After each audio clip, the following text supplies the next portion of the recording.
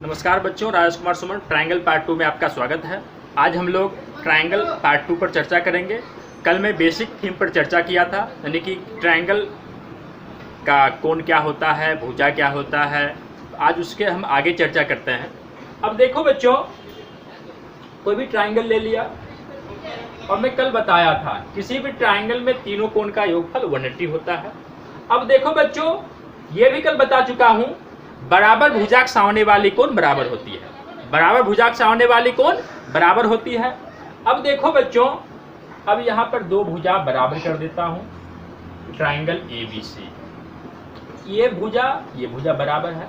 अब देखो ये भुजा AC का सामने वाला कोण B हो गया और AB का सामने वाला कोण C हो गया। अब बराबर भुजा, ये दोनों भुजा AB और AC बराबर है, तो बराबर भुजा के सामने वाली कोण क्या होगा बच्चों? बराबर होगा। AC का कोण ये हो गया सामने वाली, और AB का ये हो गया। ये दोनों कोण क्या होगा बच्चों? बराबर होगा। ये x मान लिया, इसे भी x मानना होगा। अब देखो बच्चों, अब एक है सबसे बड़ी भुजा के सामने वाली कोण सबसे बड़ी होती है। सबसे बड़ी भुजा की सामने वाली कोण, अब देखो कोई भी ट्रायंगल बना दे रहा हूं। अब देखो यहाँ पर ये सबसे बड़ी भुजा है। ये क्या है? तो सबसे बड़ी भुजा है। तो ये सबसे बड़ी भुजा के सामने वाली कोण ये हो गया। तो सबसे बड़ी भुजा के सामने वाली कोण क्या होगी बच्चों? सबसे बड़ी होगी। और सबसे छोटी भुजा के सामने वाली कोण सबसे छोटी होगी। अब देखो, इसमें सबसे छोटी भुजा ये है, सबसे छोटी भुजा ये है, इसके सामने वाली कोण ये हो गया। तो क्या बताया बच्चों? सबसे बड़ी भुजा के सामने वाली कोण सबसे बड़ी होती है और सबसे छोटी भुजा के सामने वाली कोण सबसे छोटी होती है। और जब तीनों भुजा बराबर होगी तो उसका तीनों कोण भी बराबर होगा। लेकिन हर केस में किसी भी ट्रायंगल में तीनों कोण का योगफल 180 ही होगा। अब देखो बच्चों, आगे चलता हूं। किसी भी ट्रायंगल में दो भुजाओं का योगफल तीसरी भुजा से हमेशा बड़ी होती है। अब कोई भी ट्रायंगल ले लो आप। एक ट्रायंगल ले लेता हूं, समकोण ट्रायंगल ही, 8, 6 और 10। 8, 6 और 10। अब देखो बच्चों, ये समकोण ट्रायंगल है। अब समकोण ट्रायंगल पहचानने का भी नियम बता दे रहा हूं, क्योंकि यहां तो कोण नहीं दिया है। जब कोण नहीं दिया रहेगा तो आप कैसे पकड़ पाओगे ये समकोण ट्रायंगल है कि नहीं है, ये समकोण ट्रायंगल है कि नहीं है। अब देखना, तीन भुजा जब दिया रहेगा तो कहेगा ये बताओ समकोण ट्रायंगल है कि नहीं है। अब देखो, तो क्या करना होगा? जो सबसे बड़ी भुजा होगी उसे आप कर्ण मान लेना। या ऐसे देखो, तो क्या करना होगा? दोनों छोटी भुजाओं के वर्गों का योगफल बड़ी भुजा के वर्ग के बराबर हो जाएगा। तो आप समझ लेना समकोण ट्रायंगल होगा। मैं क्या बताया बच्चों?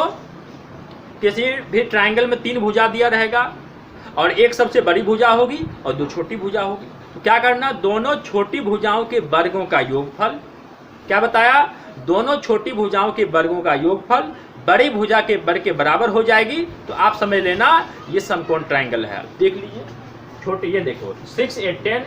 10 सबसे बड़ी है, 6, 8 छोटा है। तो 6 का स्क्वायर प्लस 8 का स्क्वायर बराबर, देखो 10 का स्क्वायर होता है 36 प्लस 64 इक्वल 100। 100 इक्वल 100 इक्वल हो गया। यानी क्या बताया? दोनों छोटी भुजाओं के वर्गों का योगफल बड़ी भुजा के वर्ग के बराबर हो जाएगी। तो आप समझ लेना समकोण ट्रायंगल है। अगर बराबर नहीं होगी तो वो समकोण ट्रायंगल नहीं होगी। तो इस तरह से आप समझ गए, जब कोई भुजा दिया रहेगा समकोण ट्रायंगल है कि नहीं है आप ज्ञात कर सकते हो। अब देखो बच्चों, मैं यहाँ बता रहा था किसी भी ट्रायंगल में दो भुजाओं का योगफल तीसरी भुजा से हमेशा बड़ी होती है। आप देख लो, यहाँ पर किसी भी दो भुजा आज ले लो आप। देखो यहाँ पर 10 प्लस 6 16 हो गया। अब रेस्ट भुजा कौन बच गया? 8। नहीं, कोई भी दो भुजा लेना है। जैसे यहाँ पर 10 और 6 16 हो गया और तीसरी भुजा 8 बच गया। देखो इसका योगफल 16 हो गया, जो 8 से बड़ी है।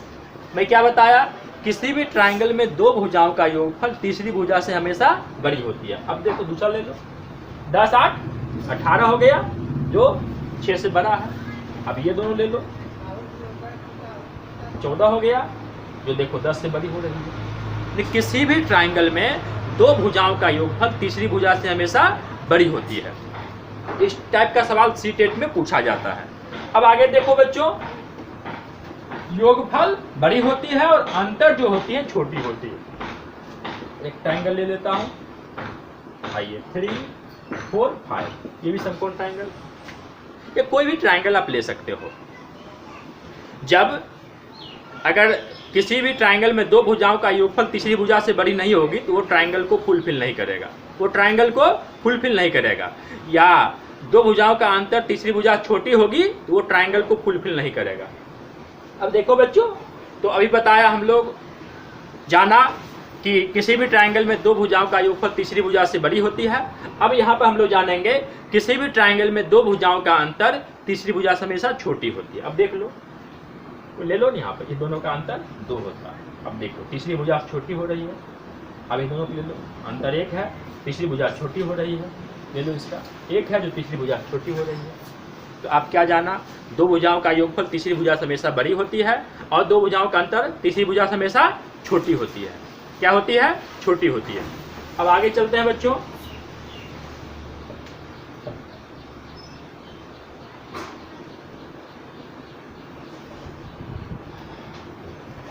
एक ट्राइंगल ले लेता हूं, ये काफी भिविया है बच्चों, ये काफी भिविया है, ट्राइंगल ABC, ट्राइंगल ABC। अब देखो बच्चों, किसी भी ट्राइंगल के मध्य बिंदु, किसी भी ट्राइंगल के भुजाओं के मध्य बिंदु, आइए इसका मध्य बिंदु ये हो गया, AB का मध्य बिंदु ये, इसका मध्य बिंदु ये हो गया। किसी भी ट्राइंगल के दो भुजाओं को मध्य बिंदु मिलाएंगे, किसी भी ट्राइंगल के दो भुजाओं के मध्य बिंदु मिलाने वाली रेखा जो होती है तीसरी भुजा की आधी और समानांतर होती है। अब देखो इसका मिला दिया, इसका नाम DQ कर देता हूँ। किसी भी ट्राइंगल में दो भुजाओं के मध्य बिंदु मिलाने वाली रेखा जो होती है तीसरी भुजा की आधी और समानांतर होती है। अब देखो इसका मान 4 है, इसका मान क्या हो जाएगा? 2 हो जाएगा। और इसके समानांतर भी होता है, इसके समानांतर भी होता है।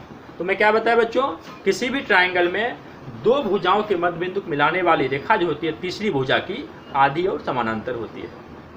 अगले सेगमेंट में पुनः चर्चा होगी।